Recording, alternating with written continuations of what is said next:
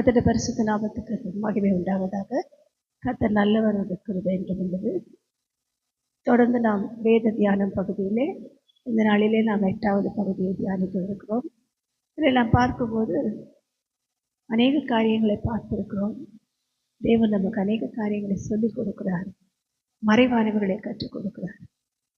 அதோடு நிறுத்தாமல் நம்ம என்ன செய்யணும், அதை மற்றவங்களுக்கும் சொல்லணும். மற்றவங்களுக்கும் இந்த சேனலை நீங்கள் ப்ரிஸ்கிரைப் பண்ணுங்க, சொல்லுங்கள். இந்த மாதிரி இதை நீங்கள் அனுப்புங்கன்னு சொல்லி சொல்லுங்கள். கர்த்தர் உங்களை ஆசீர்வதிப்பார். சத்தியத்தை கேட்கும்போது சத்தியம் உங்களை விடுதலையாக்கும். அது ஒரு பெரிய ஊழியம். கர்த்தருடைய பரிசுத்த நாமத்துக்கு ஸ்தோத்திரம். இப்பொழுதும் கூட நம் கண்களை மூடி கர்த்தரை நோக்கி பார்க்கணும். ஹல்லேலூயா. கர்த்தாவே, நாங்கள் உங்களுக்கு நன்றிகளை எடுத்துக்கிறோம். எங்கள் தேவன், ஆண்டவரே, நீர் சொன்னதையெல்லாம் செய்கிற தேவன்.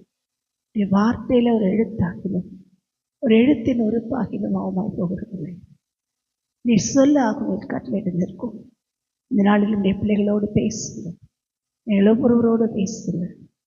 பிரயோஜனமாக இருக்கிறதை நான் உங்களுக்கு சொல்லிக் கொடுப்பேன்னு நினைச்சத கர்த்தர் எங்களுக்கு பிரயோஜனமாக இருக்கிறத சொல்லித்தாங்கப்பா. வலிமையான கருத்தில் எங்களை மறைச்சிக்கோங்க. இயேசு கிறிஸ்துவின் ரத்தத்துக்குள்ளும் நாமத்துக்குள்ளும் எங்களை மறைத்துக்கொள்ளும். இயேசுவின் நாமத்தில் ஏற்றிட்டாங்க. ஆமென். கர்த்தருடைய பரிசுத்த நாமத்துக்கு ஸ்தோத்திரம். நாம் கடந்த நாளிலே பார்த்தோம் சாத்தானுடைய தந்திரங்கள் எப்படி இருக்கும், அவனுடைய காரியங்கள்லாம் எப்படி இருப்பது, மாயாஜாலமாக இருக்கும் என்று பார்த்தோம். தேவர் எதை செய்தாலும் அழகாய் நேர்த்தியாய் அதினதின் காலத்தில் அதினதின் காரியங்களை செய்கிறது. எதையும் அவசரப்பட்டு செய்யவும் மாட்டார், அதுக்காக ரொம்ப டிலே பண்ணவும் மாட்டார். நமக்கு என்ன தேவைன்னு அவருக்கு தெரியும், எப்போ தேவைன்னு அவருக்கு தெரியும். நாம தான் அவசரப்படுவோம், ஆனால் அவர் கரெக்டாக டைம், டியூ டைம் என்று சொல்லி வேதத்தில் வாசிக்கிறோம். டியூ டைமில் அழகாக பர்ஃபெக்டாக செய்கிற தேவன்.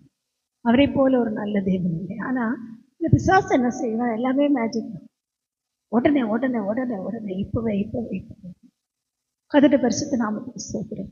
அநேக வேளைகளில் சிலர் என்கிட்ட கேட்டிருக்காங்க, மந்திரம்னு ஒன்று இருக்கா, மந்திரவாதிகள் இருக்காங்க, மந்திரம் இருக்கா, மந்திரம்லாம் பலிக்குமா, பில்லி சூரியம் இருக்கா? அது மாத்திரமல்ல, இன்னும் அந்த சாத்தானுடைய காரியங்கள், குறி சொல்லுதல், நாள் பார்த்தல், இப்படியெல்லாம் இருக்கான்னு ஒருத்தவங்க கேட்டாங்க. கர்த்தருடைய பரிசுத்த நாமத்துக்கு ஸ்தோத்திரம். அப்படி வேத வசனத்தின்படி இதெல்லாம் இருக்கு. வேதத்தில் வாசிக்கிறாங்க. என்னாகமத்தின் புத்தகம் 23-24 வாசிக்கிறோம். இஸ்ரவேலுக்கு விரோதமான மந்திரவாதம் இல்லை, யாக்கோபுக்கு விரோதமான குறி சொல்லுதலும் இல்லை என்று சொல்லி வாசிக்கிறோம். அந்த தீர்க்கதரிசி என்று எண்ணப்பட்டவனே தேவ ஜனங்களுக்கு சபிக்கிறதுக்கு அவன் என்ன செய்தான், நிமித்தம் பார்த்தான், குறி சொல்ல போனான் என்று சொல்லி வாசிக்கிறோம். கர்த்தருடைய பரிசுத்த நாமத்துக்கு ஸ்தோத்திரம். அப்போ இதெல்லாம் இருக்கானா, இருக்கு. பலிக்குமானா, எல்லாம் பலிக்காது, எல்லாம் எல்லாரையும் எஃபெக்ட் பண்ணிடாது. கர்த்தருடைய பரிசுத்த நாமத்துக்கு ஸ்தோத்திரம். வேதத்தில் வாசிக்கிறோம், அப்போஸ்தலர் நடபடிகளில் அப்போஸ்தலருக்கு விரோதமாக கொஞ்சம் நஞ்சம் மந்திரம் பண்ணப்பட்டிருக்கும் நினைக்கிறீங்களா? இல்லை. அவங்களுக்கு ஒரு புறத்தில் சத்துருக்களாக இருந்த ஏரோது, அங்கிருந்தான பிரதான ஆசாரியர்கள் அவங்க கூட்டம், நியாயசாஸ்திரிகள், இவங்கெல்லாம் ஒரு கூட்டம். இவங்கெல்லாம் அப்போஸ்தலர்களை துன்பப்படுத்தினார்கள். அது ஒரு புறத்தில் நடந்து கொண்டிருக்கிறது. இன்னொரு புறத்தில் வானமண்டலத்தில் இருந்த ஆகாய லோகாதிபதி என்ன செய்தான், அவர்களுக்கு விரோதமாய் போராடினான். போராடினதுனால தான் அநேக பாடுகள். ஏன் பேதுரு அடிக்கப்பட வேண்டும், ஏன் பவுல் அடிக்கப்பட வேண்டும், ஏன் இவர்களெல்லாம் அடி வாங்கி அவர்கள் என்ன செய்ய வேண்டும், பாடுபட்டிருக்க வேண்டும். இந்த மந்திர தந்திரங்கள் அவர்கள் என்ன செய்யறது, எப்படியாவது மேற்கொள்ள பார்த்தது. ஆனால் தேவன் அவர்களை ஒரு நாளும் விடவில்லை. அப்போ ஏன் அனுமதிக்கிறார்? அது ஒரே விஷயத்தில் ஆண்டவரே இல்லைன்னா நின்றுடும்ல. அவருக்கு முன்னாடி ஒன்றும் இல்லை, ஏன்னு சொல்ல ஒன்றும் இல்லை, மந்திரவாதம் ஒன்றும் இல்லை, குறி சொல்லுதல் ஒன்றும் இல்லை, உண்மைதான். அவர் அப்படி போ அப்படின்னு அந்த ஒரு தட்டுனா பிசாசெல்லாம் ஓடி போயிடும், எல்லாமே மறைஞ்சு போயிடும், அழிஞ்சு போயிடும். ஆனால் ஏன் தேவர் அதை செய்யலக்கா, நாம் எதிர்த்ததற்கு திராணி உள்ளவர்களாய் மாறுவது. அதான் யோவான் சொல்லுவார், பிசாசின் தந்திரங்களோடு நீங்கள் எதிர்த்து நிற்க திராணி உள்ளவர்களாகும்படி தேவ சர்வாயுத வர்க்கத்தை தரித்து கொள்ளுங்கள் என்று சொல்லி கொடுக்கிறார். இப்போ எதிர்த்திக்கணும். அப்போ எப்பதான் போராடுறது? ஆண்டவர் செஞ்சுட்டார், எல்லாம் ஆண்டவர் செஞ்சுட்டார். இயேசு எனக்காக எல்லாம் செய்து முடிச்சிட்டார். அவர் சிலுவையில் அறையப்பட்டார், அவர் எனக்காக என்ன செய்தார்? பலியானார், எனக்காக ரத்தம் சிந்தினார், என் பாவம்லாம் போயிடுச்சு, அவர் எனக்காக உயிர்த்திருந்தார், நானும் உயிர்த்திருந்தேன்னா அது இல்லை. தேவன் சொல்லுகிறார், அவருடைய பாடுகளுக்கு ஐக்கியம் நமக்கு இருக்குது. அவரை போல எல்லாத்தையும் பாடுபடுத்துகிறார். நம்மள நல்லா தானே வச்சுருக்காரு, நல்லா ஏசி ரூமில் வச்சுருக்காரு, நல்லா அழகாக வச்சுருக்காரு, நல்லா சந்தோஷமாக வச்சுருக்காரு. வீட்டில் பழைய சாதம் சாப்பிட்டாலும் சந்தோஷமாக சாப்பிட வச்சுருக்காரு. என்ன குறை வச்சுருக்காரு? எல்லாம் நமக்கு கத்த அதிசயமாய் ஆசீர்வாதத்தை கொடுத்திருக்கிறார். கர்த்தருடைய பரிசுத்த நாமத்துக்கு ஸ்தோத்திரம். அப்போ ஆண்டவர் என்ன செய்கிறார்? நாம எதிர்த்து நிற்கணும், போராடணும்.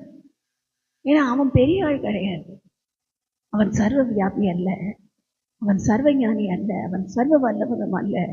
அப்போ அவனோட போராட தான் தேவன் நம்ம என்ன செய்கிறார்? பழக்குவிக்கிறார். தாவீதுக்கு அழகா சொல்லி கொடுத்திருக்கார். 144 சங்கீதத்தில் வாசிக்கிறேன், என் கைகளை போருக்கும் என் விரல்களை கூட எதுக்கு பழக்க வைக்கிறாரா? யுத்தத்துக்கு பழக்க வைக்கிறார்.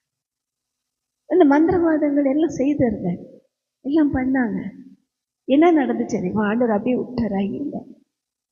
அப்போஸ்தலர் நடவடிக்கைகளை வாசிக்கிறோம், இதே மந்திரவாதிகள், மந்திரம் செய்த மந்திரவாதிகள், எலிசோனியம் செய்தவர்கள், அதுக்காக புத்தகத்தை எழுதின பெரிய பெரிய மந்திரவாதத்திலே பெரிய ஆள் அவங்களாம். புக்கு எழுதுறாங்கன்னா பெரிய ஆள், கற்றுக்கிட்டவங்க வேற, அவங்கெல்லாம் கற்றுக்கிட்டு. ஆனால் இவங்கெல்லாம் அதில் பெரிய ஆள், தேறினவர்கள். அவங்களாம் என்ன செய்தார்களாம்? அவர்கள் எழுதின புத்தகங்களை அப்படியே கொண்டு வந்து என்ன செய்தார்களாம்? எரித்தார்கள். கர்த்தரே தேவர் என்று சொல்லி எரித்தார்கள். மந்திரவாத புத்தகங்கள் எரிக்கப்பட்டது. மந்திரவாதிகள் மனம் திரும்பினார்கள். குறி சொல்லுகிற ஆவிகள் அலறிக்கொண்டு ஓடின. அதை தான் தேவன் இன்னைக்கு எதிர்பார்க்கிறார். நானே மந்திரத்தை பார்த்து அலறிக்கிட்டு இருந்தா நான் எப்போ அதை துறப்பேன்? கர்த்தருடைய பரிசுத்த நாமத்துக்கு ஸ்தோத்திரம். இப்போ என்ன செய்யணும்? எதிர்த்து நிற்க திராணி வேணும், பலன் வேணும். நம்ம என்ன பண்றோம்? அப்படியே அப்பதான் ரொம்ப பலவீனமாயிடும். கர்த்தருடைய பரிசுத்த நாமத்துக்கு ஸ்தோத்திரம். தேவன் சொல்லுகிற காரியம், நான் பிசாசின் தந்திரங்களோடு எதிர்த்து நிற்க வேண்டும். நாம் வேதத்தில் அநேக ரகசியங்களை இன்னும் கற்றுக்கொள்ள வேண்டியிருக்கிறது. கர்த்தருடைய சித்தமானால் தொடர்ந்து நாம் வேத தியான பகுதியில் இவர்களை சிந்திக்க பரிசுத்த ஆவியானவர் நமக்கு கிருபை தருவாராக. ஆமென்.